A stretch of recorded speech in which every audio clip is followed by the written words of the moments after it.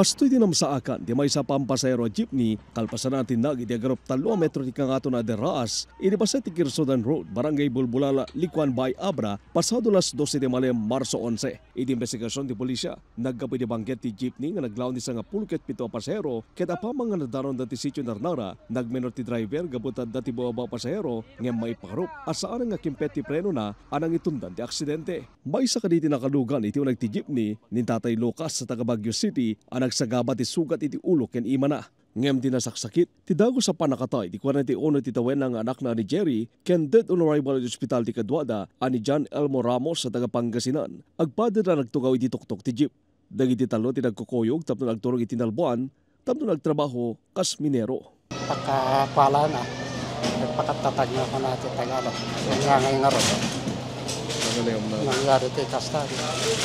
Awan ti kwata basta napartak di jay basta tinatanda anak apay jay konduktor na bati so nga tuktok kan mi ni nabati jay kwa apay nga pumaspas yung kani madiday to yun kikwakit kasla na wala na kunti kwa puutin di jay yun kay kwa nakasubsuba kay jay kwa nga adutin na ipandag kanya.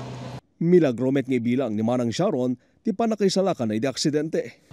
Marik na di driver kan di konduktor nga awan ti preno. Muna nga timpuak di konduktor ikamat na di kalso.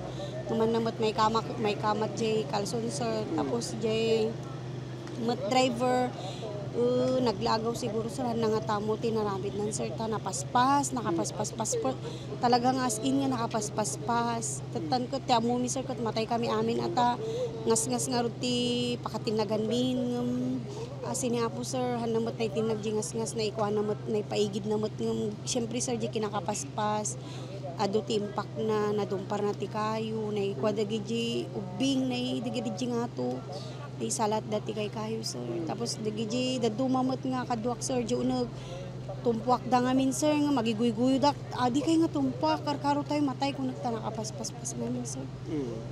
Di kan awan pot kun sir makapota kung guy-guyod tagtagay ko di imak agpaparaya tak sir ta.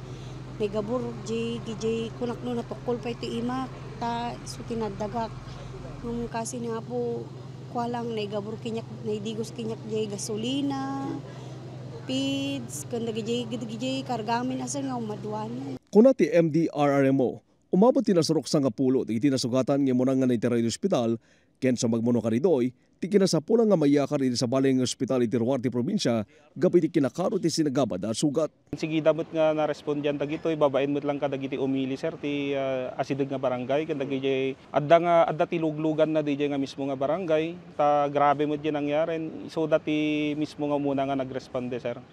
Ket nagdeploy tayo nga sigud ti MDRRMC response team ti kuan babaen iti panagmando ni Apo Mayor Darwin Domingo. Ket napandagiti kapulisan tayo nga insigida sinmaruno dagiti response team tayo from MDRRMO, RH Likwan Baay ken iti BFP Likwan Baay. Karaman pa nagresponde dagiti panakabagiti Red Cross.